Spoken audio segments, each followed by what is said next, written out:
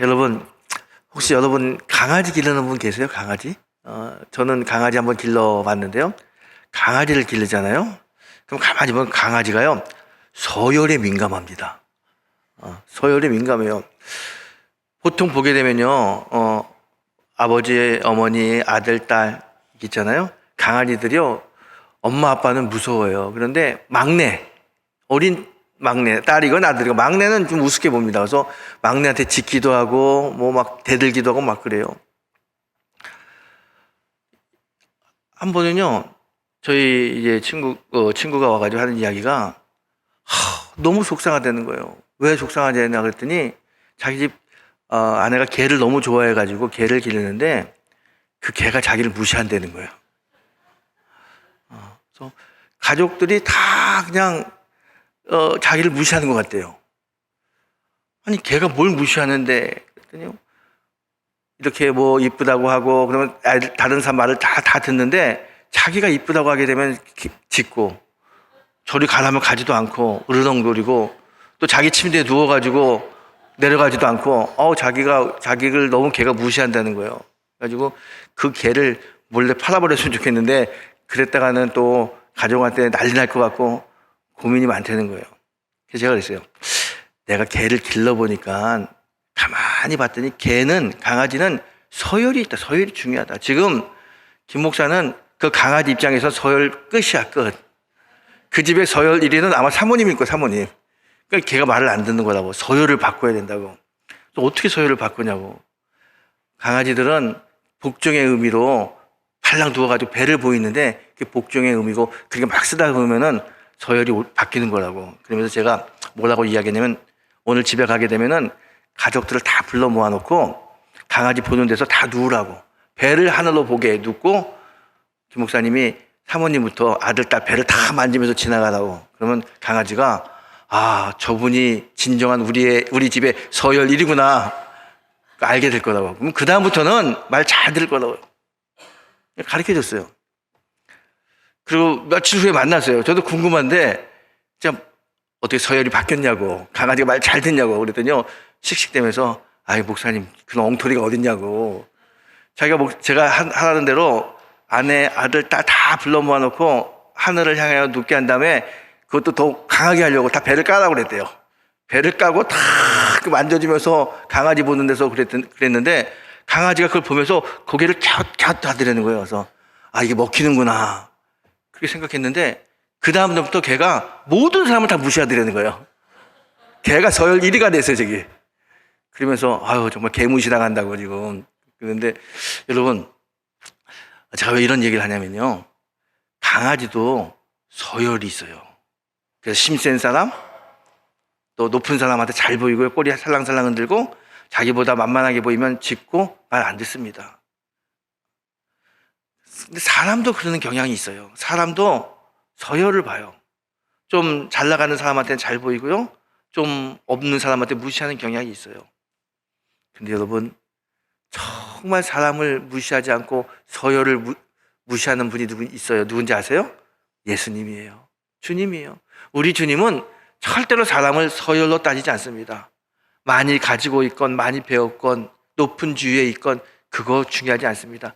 주님은 없는 자나 있는 자나 많이 배운 자나 못 배운 자나 다 똑같이 사랑하시는 분이 우리 주님이에요. 오늘 서열을 무시하고 똑같이 우리를 사랑해 주시는 그 사랑의 주님을 만나는 귀한 시간이 되기를 소망합니다.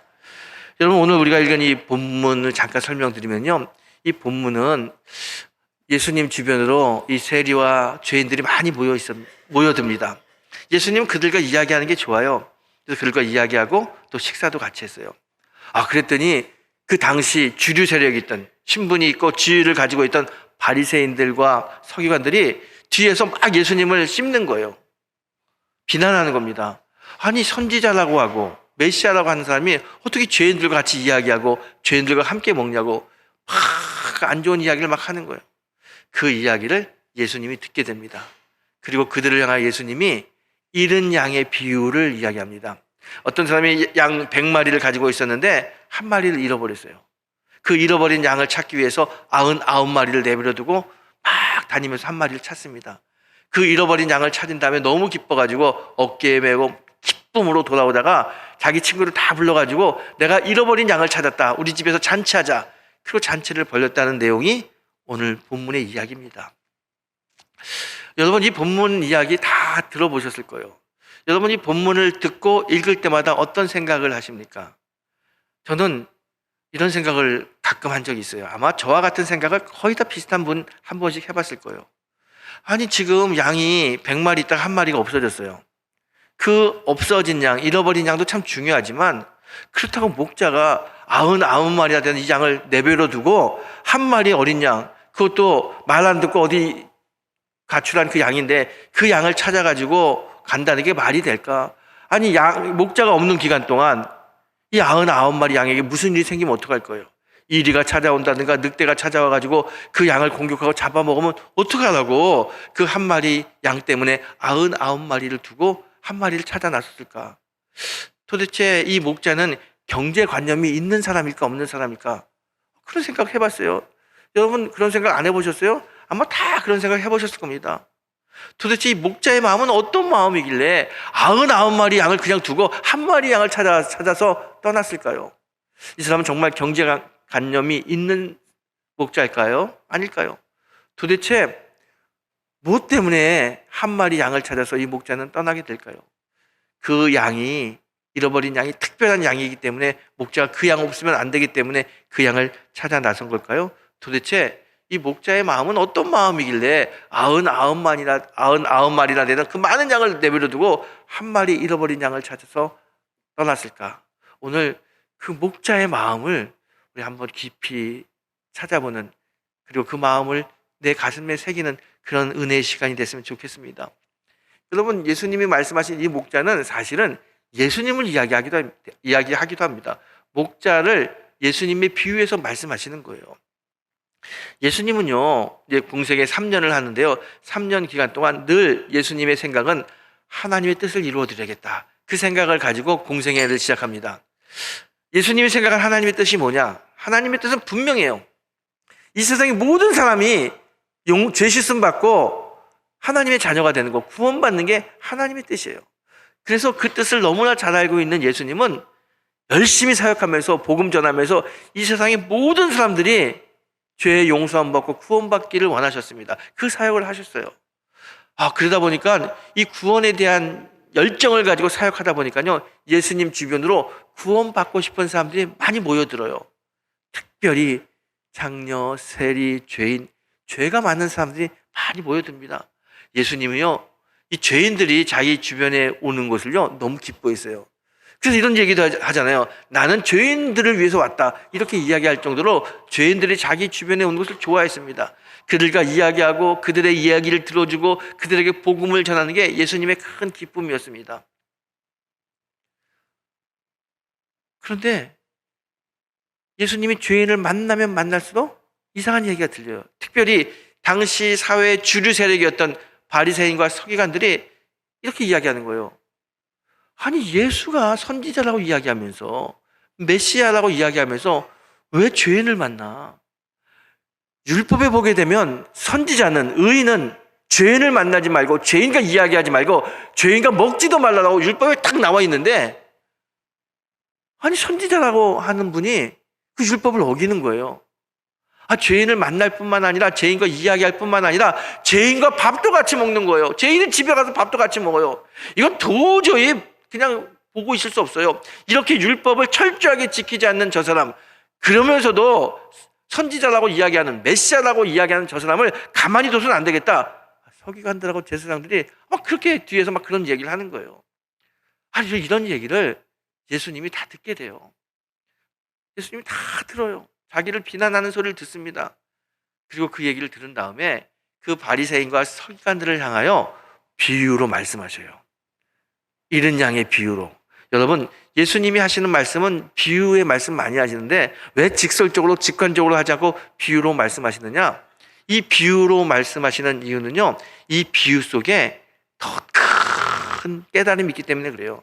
예수님이 하시는 말씀을 직관적으로 듣는 것이 아니라 깨달았고 듣게 되면 더 말씀에 깊이 심취하고 더 주님의 뜻을 이룰 수 있기 때문에 비유로 이야기하고요, 때로는 직접적으로 하지 못하는 얘기를 돌려서 하기 때문에 직접 듣는 사람이 상처받지 않도록 예수님께서 배려하는 의미 속에서도 비유로 이야기합니다. 그런데 이 비유가 참 좋긴 좋은데 단점이 뭐냐면 직관적이지 않기 때문에 잘 못 알아듣는 경우가 많아요. 엉뚱하게 생각하는 사람도 많습니다. 그래서 예수님은 비유로 말씀하시기 전에 항상 뭐라고 말씀하시냐면 귀 있는 자는 들을지어다 그래요.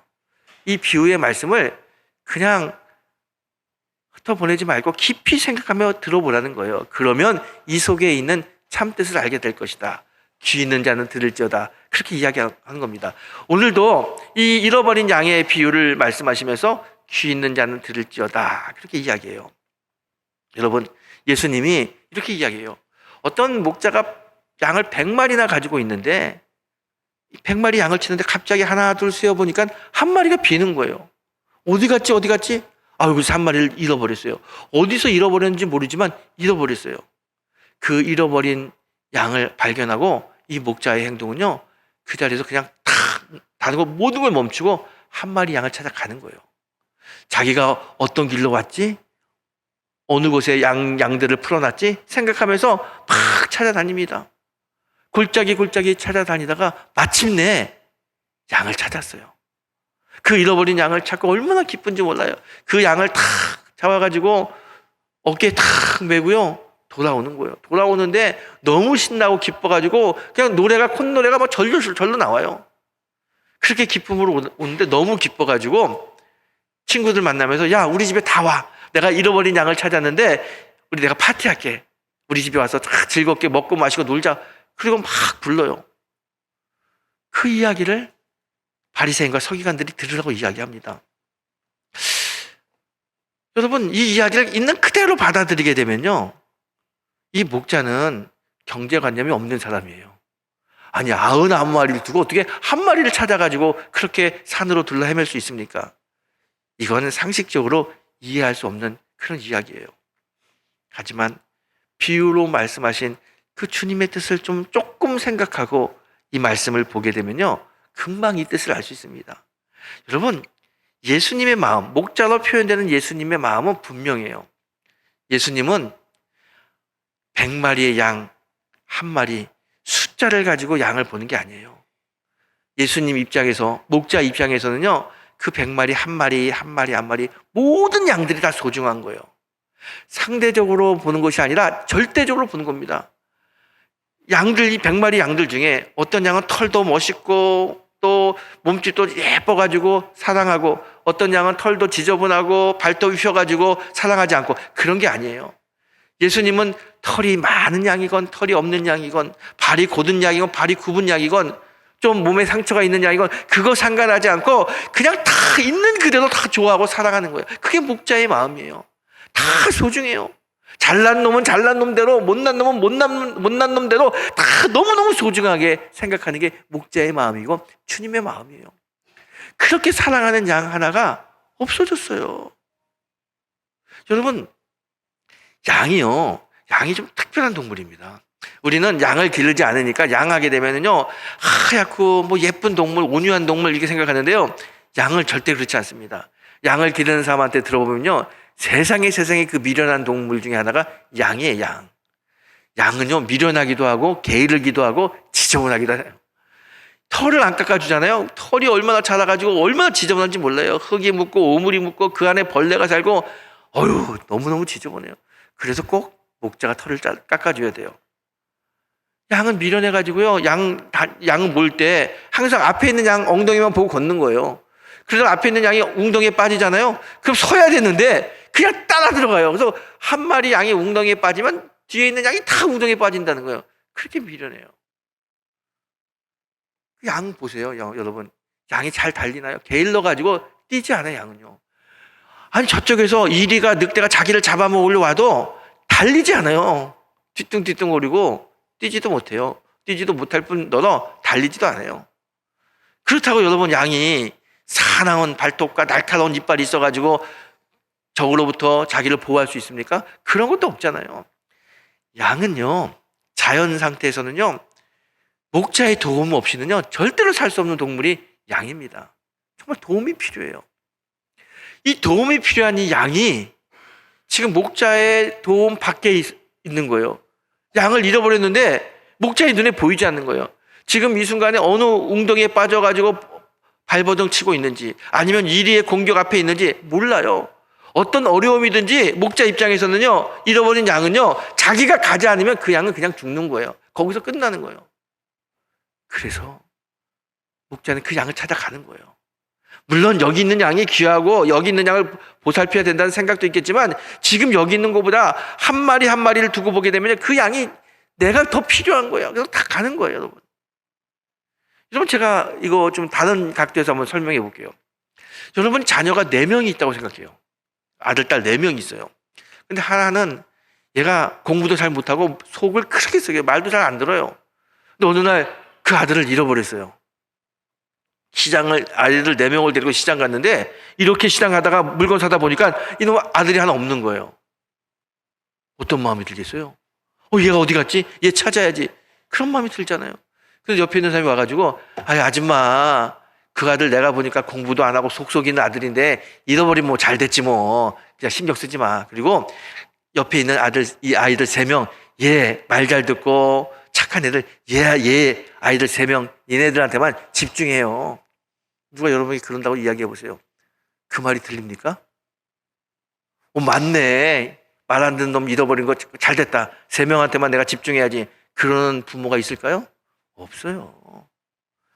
만약에 계속해서 3명만 보라 그러면요, 화낼 겁니다. 지금 여기 있는 3명보다 내 마음에는 잃어버린 그 아들이, 그 어린 아들이 더 급한 거예요. 걔가 어디 있는지 걔 찾아야 되는 마음이 있죠. 다른 거 신경 쓸 필요 없어요. 그렇다고 부모가 여러분이 걔만 사랑해요? 나머지 3명 사랑하지 않는 겁니까? 아니요. 3명도 사랑해요. 하지만 지금 이 순간에는 지금 잃어버린 걔한테 마음이 가는 거예요.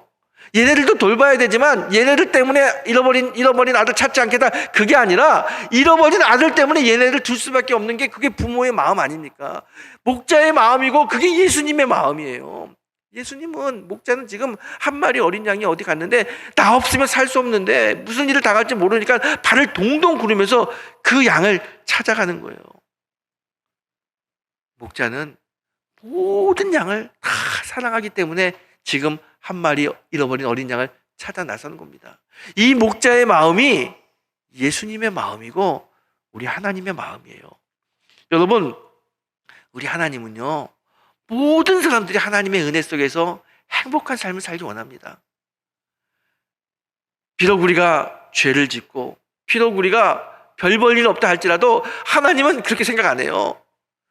별 볼 일 없는 자라 할지라도 이 땅에서 하나님의 은혜로 잘 살기를 원합니다. 병든 자라 할지라도 이 땅에서 건강하게 살기를 원합니다. 그게 하나님 아버지의 마음이에요. 하나님은 모든 사람을 사랑하시고 모든 사람이 주의 은혜 가운데서 행복하게 살기를 원하시는 분이 우리 하나님이세요. 여러분, 우리가 믿음 생활 하잖아요.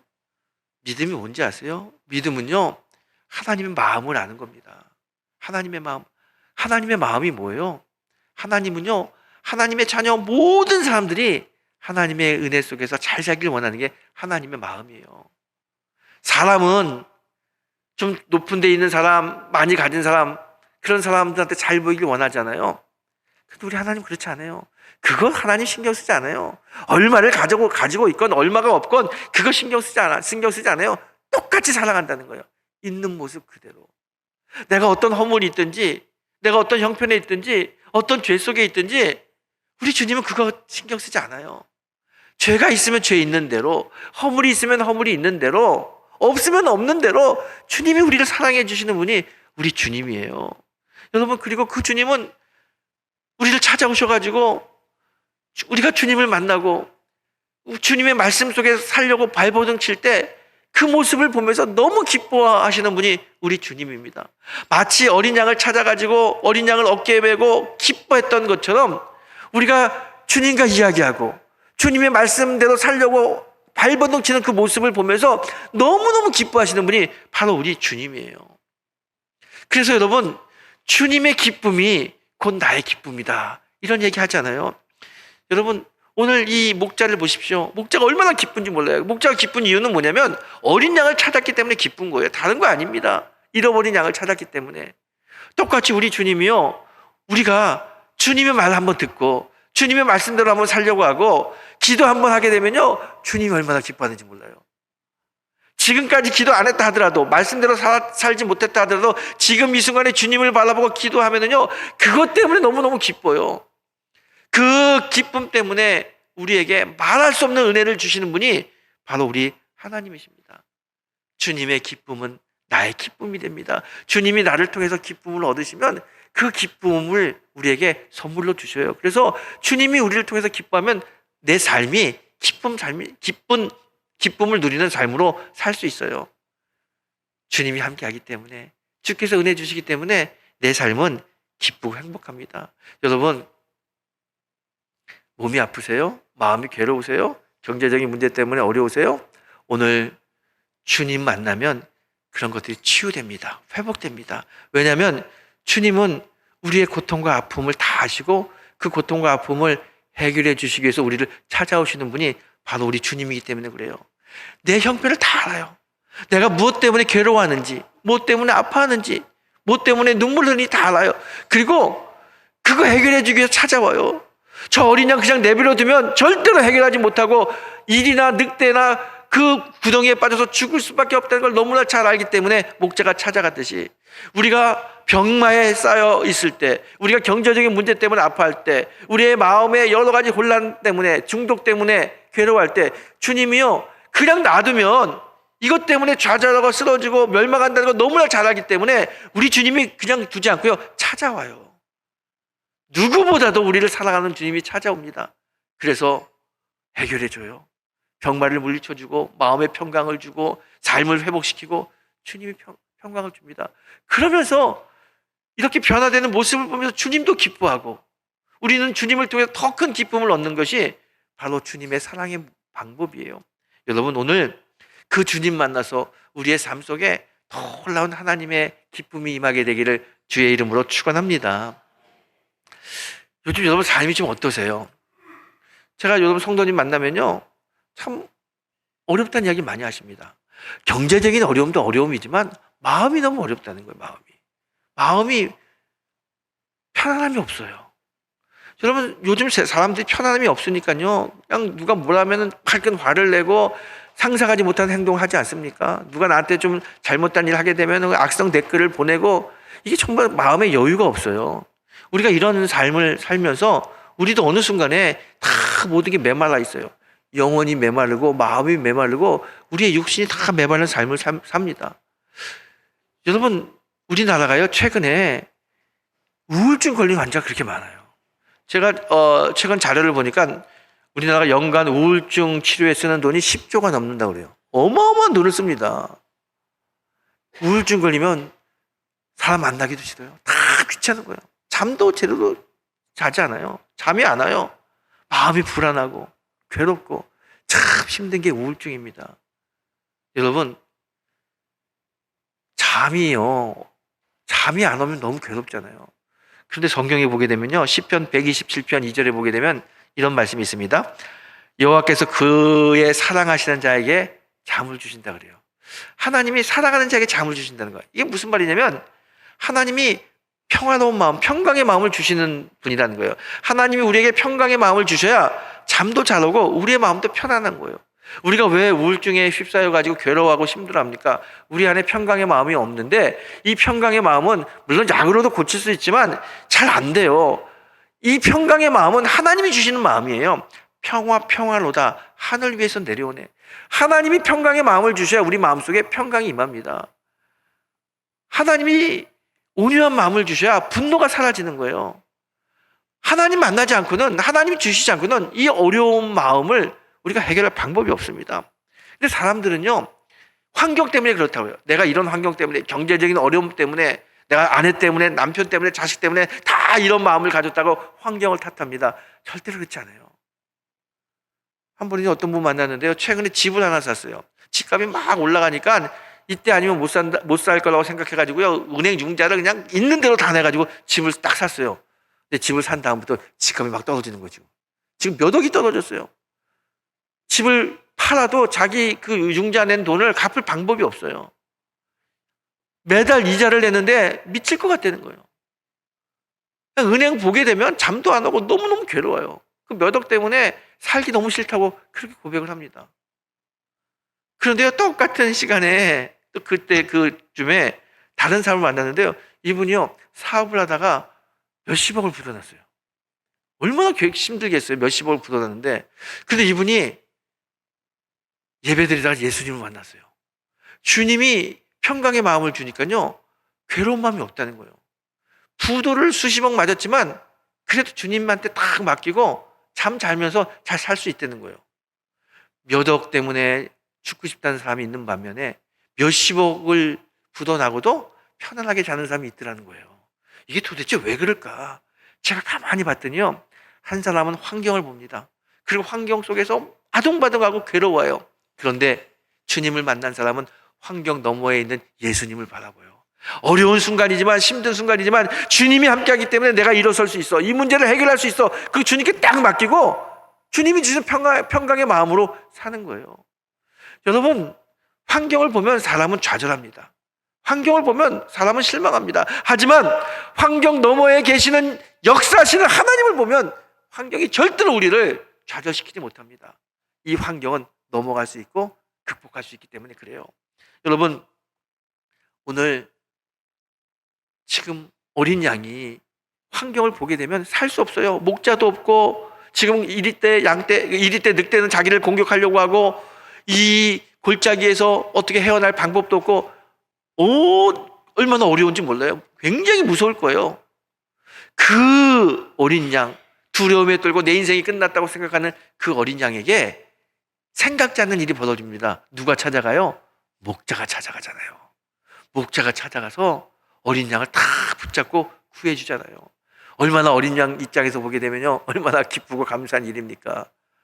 그런데 목자가 더 기뻐해요. 어린 양을 발견하고. 여러분, 똑같아요. 지금 우리가 환경 속에서 환경 때문에 좌절하고 마음 아파하고 괴로워하고 두려워하는데 마치 잃어버린 어린 양 같아요. 그런데 여러분, 이거 아셔야 됩니다. 지금 이 순간에 우리가 우리가 마음 아파하고 좌절하는 그 순간에 우리의 목자 되신 주님이 우리를 찾아오고 계시다는 거예요. 반드시 우리를 찾아옵니다. 그리고 반드시 우리를 어깨에 메고 기쁨의 찬양을 주님이 부르십니다.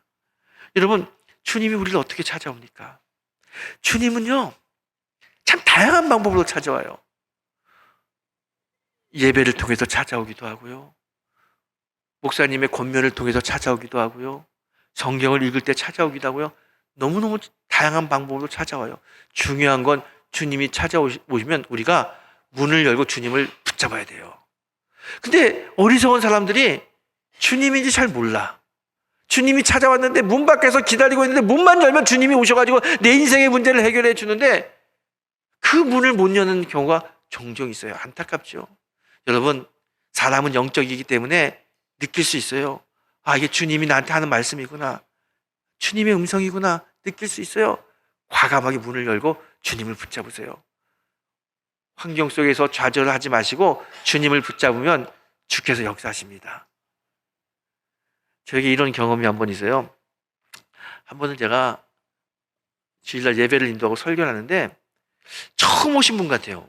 처음 오신 분이 설교를 듣는데 눈물을 뚝뚝뚝 흘리기 시작하더니 중간쯤 되니까 펑펑 우는 거예요, 남자분이. 제가 그때 설교를 탕자의 비유를 가지고 설교하는데 설교하기가 참 부담될 정도로 그렇게 울어요. 설교를 다 끝난 다음에 전도사님을 시켜가지고 그분을 좀 불렀어요. 제가 그분 제 방에서 이야기를 하는 거예요. 오는데요, 며칠 동안 목욕을 안 했는지 모르지만 냄새도 나고 머리도 지저분하고 거의 준 노숙자의 노숙자. 술을 먹었는지 술 냄새도 나고 담배 냄새도 쪄들고 그냥 이상한 냄새가 나요. 다. 사람의 몰골 같지 않아요. 근데 눈빛도 벌써 정말 동태 눈깔처럼 이렇게 약간 맛이 갔어요. 그냥 희미해. 그분하고 그렇게 이야기를 하는데 그분이 그렇게 이야기해요. 목사님, 제가 참 방탕한 삶을 살았습니다. 정말 방탕한 삶을 살아가지고 그렇게 살다가 가정이 깨지고 사업에 실패하고 혼자 남았어요.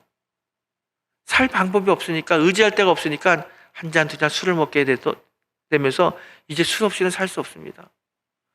어젯밤에도 술을 진탕 먹고 거리에서 자고 눈을 떴는데 이제 우리 뭐 갈 데도 없고 오라는 데도 없고 정처 없이 헤매다가 그냥 택시를 탔어요.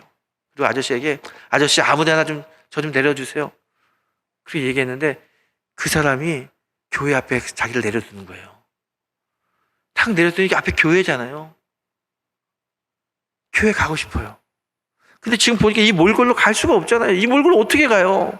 누가 좋아하겠어요? 좀 세수락도 해야 될 텐데 그러다가 아니지. 정말 주님이 이런 나도 부르시는 것 같다 생각하고 들어왔어요. 그 뒤에 앉아가지고 예배 드리는데 탕자의 이야기를 듣는데 자기가 탕자인 거예요. 마음이 너무 그냥 괴롭고 눈물이 나기 시작하는데 갑자기 주님이 탕자가 아버지를 찾아갔더니 아버지가 끌어안고 반지를 주고 내 아들로 회복시켜주는 그 설명을 탁 하는데 주님이 그런 마음을 주시는 것 같더라고요. 교회에 온 자기에게 너 지금 내 품에 왔어. 내가 얼마나 기쁜지 몰라. 내가 너를 내 자식으로 내 아들로 세우겠다. 그런 막 말씀을 하시는 것 같아가지고 아니 나 같은 죄인도 나 같은 사람도 주님이 다시 용서해 주시구나. 눈물이 펑펑 쏟아졌다는 거예요. 그러면서 목사님 제가 이제 옛날처럼 신앙생활 한번 열심히 해보려고 합니다. 제가 기도 같이 해주고요. 이제 신앙생활 같이 하게 됐어요. 저는 그분을 보면서 이런 생각을 해봅니다. 자, 하나님의 인도하심이라는 게 참 묘하다. 아니 어떻게 택시를 타는데 택시기사가 어떻게 교회에다 이 사람을 내려둘 생각을 했어요. 그리고 어떻게 들어왔는데 마침 설교를 또 탕자의 비유 설교를 하게 되는 거예요. 이거는 그냥 설명할 수 없어요. 하나님의 아주 정교한 계획 속에 이 형제를 사랑하는 그 하나님의 마음을 가지고 다 모든 일들을 이끄시는 거예요. 하나님이 이끄시는 것 같은데 사실은 하나님이 그 형제를 찾아가는 거죠. 마치 잃어버린 어린 양을 찾아간 목자처럼 찾아가는 거예요. 그 불쌍한 사람, 죄에 찢어진 사람, 살 길이 없는 사람을 그 형편을 아시는 하나님이, 예수님이 찾아가는 거예요. 그 주님을 만났더니요, 사람이 변해요. 주님을 만났더니 회복이 일어나요. 여러분, 믿음은 바라는 것들의 실상이고 보이지 않는 것들의 증거라고 그러잖아요. 지금 내 모습이 어떻든 간에 내가 어떤 문제 속에 괴로워하든 간에 주님이 찾아오셔서 주님 만나면 이 문제가 해결되고 내 몸이 회복되고 하나님의 자녀로 살 수 있다고 하는 것을 그려보세요. 그걸 보세요. 그리고 그 역사하시는 하나님을 따라가세요. 그게 믿음인 거예요. 반드시 주님이 우리가 본 대로 그린 대로 우리를 세우십니다. 제가 7월 달이 생일이었는데요. 지난 생일날 카톡이 하나 왔어요. 이렇게 보니까 아까 말한 그 형제님이 카톡을 보냈어요. 목사님 보고 싶습니다 하면서 자기 쭉 카톡을 보는데 이렇게 읽어보니까요. 거기 이런 게 있어요. 자기가 요즘 AI 기반 인공지능 물류회사를 창업해가지고 대표가 돼서 사업하고 있습니다. 제가 미국에도 지사가 있고요. 한국에도 있고 사업을 하고 있습니다. 그러면서 자기가 실린 신문 기사 캡처를 해가지고 보내는 거예요. 제가 그 신문을 이렇게 봤어요. 신문 보니까 인터뷰를 했는데요. 그 처음 봤을 때 진짜 머리가 부시시하고 냄새나고 눈도 그냥 동태에 썩은 눈처럼 이렇게 희미한 그 사람이요. 사진을 딱 찍었는데요. 머리도 그냥 깔끔하고 금태 안경도 쓰고 양복도 쫙 빼입고 눈도 얼마나 초롱초롱했는지 몰라요. 야, 이 사람이 이런 사람이었나? 할 정도로 완전히 변했더라고요. 제가 그 기사를 읽으면서 참 하나님 참 기가 막힌 분이다. 정말 별 볼 일 없는 사람인데 술 먹고 일어나가지고 어디로 가야 될지 갈 바를 모르는 사람인데 아무도 찾아오지 않는 사람인데 이 사람을 찾아가서 위로해주고 만져주고 회복시켜서 이렇게 많은 사람들이 보는 신문의 주인공으로 세울 정도로 역사하시는 분이 우리 하나님이구나. 정말 멋진 분 아닙니까, 여러분? 그 하나님이 오늘 나의 하나님, 여러분의 하나님이라는 거예요. 여러분, 주님은요, 많은 사람, 100마리 양 다 사랑해요. 하지만 특별히 한 사람 한 사람, 내 입장에선 나를 사랑하는 분이 바로 우리 주님이세요. 내가 어디에 있든지 어떤 형편에 있든지 다 아십니다. 여러분, 주님 앞에서 부끄러울 게 뭐가 있고 주님 앞에서 말 못할 일이 뭐가 있겠습니까? 형편 다 알아요. 그리고 그 형편 그대로 나에게 오라고 이끄시는 분이 우리 주님이십니다. 오늘 주님의 이끄심을 아멘으로 순종하잖아요.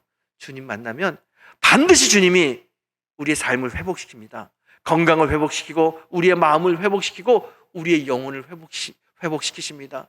오늘 이 놀라운 주님을 만나서 회복의 은혜를 맛보는 귀하고 복된 성도가 되시기를 예수님의 이름으로 축원합니다.